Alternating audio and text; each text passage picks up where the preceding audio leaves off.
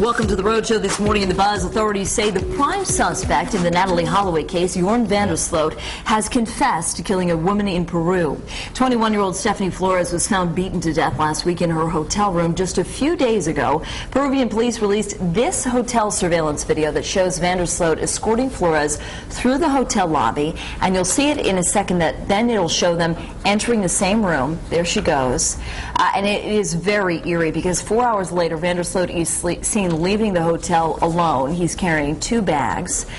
He's long been a suspect in Natalie Holloway's disappearance, and of course you'll remember the 18-year-old from Alabama went missing during a graduation trip to Aruba in 2005. And van der Sloot was arrested twice, but he was never charged in connection with her disappearance. Take a listen to what Holloway's stepfather had to say. There's no doubt he is a bad kid. He is very, very bad. He's screwed up in the head, and he doesn't need to be out there. He needs to be in some, locked up somewhere. Van der Sloot will reportedly return to the scene of the crime today to reconstruct what happened. And Ben, Patrick and I were talking about it early on the news show this morning, that it's eerie to know you're watching this young woman walk into a hotel room, that door closes, and you know that she will never walk out of there alive.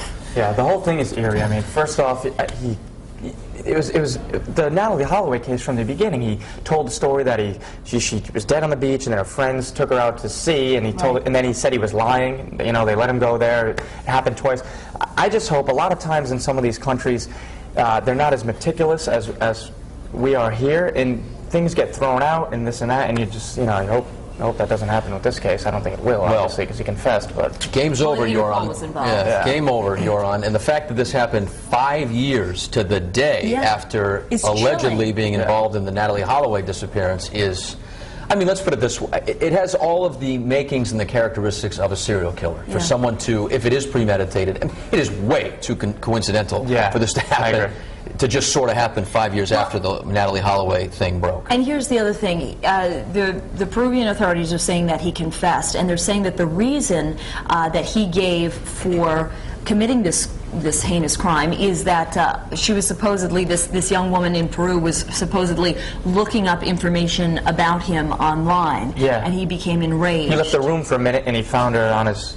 It's almost like a movie. Yeah. Looking up all this information. He has rage problems. He's done interviews with some stations. He's confessed. And he's thrown stuff and walked off sets and broken stuff, and he's got demons. What's scary too is his physicality has sort of evolved as well. When they were talking about the Natalie Holloway case, you saw this kid. He just looked like a kid. He looked baby face, and well groomed, clean cut.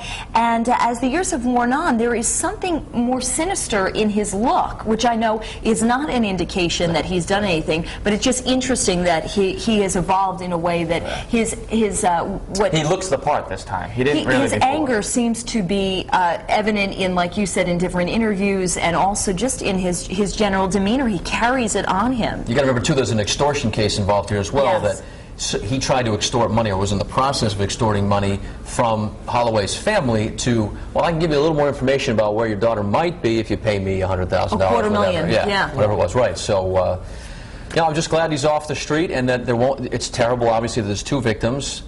Just think about, there could have been many, many more, and the guy is, he's got some issues. Now, although he is still innocent until proven guilty in the Natalie Holloway case, if he was involved and he does know where she is, it would be very meaningful, I can only imagine, for the family to be able to finally have, they had no burial, they had no, Just to have that closure, obviously it's not going to bring her back, but I'm sure as parents that would...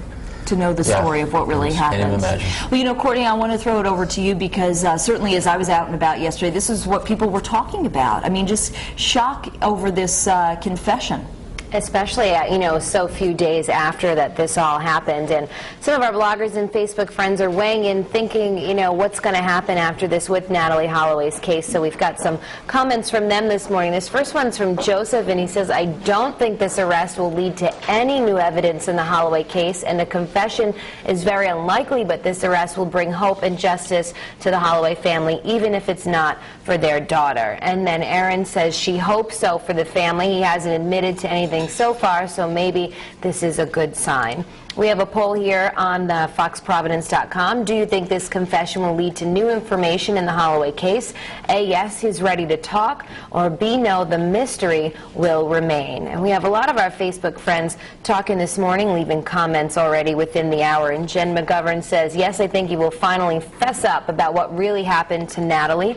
Sean Furlong says, even if he doesn't, justice is justice one way or another. He's going to jail this time. And Lauren Silva says, yes, I think he finally will admit to everything. She says, what else does he have to lose? So if you are on the fence this morning or want to weigh in and vote in the poll, you can do so. In about a half hour, we'll reveal those results. But for now, we're going to head back into the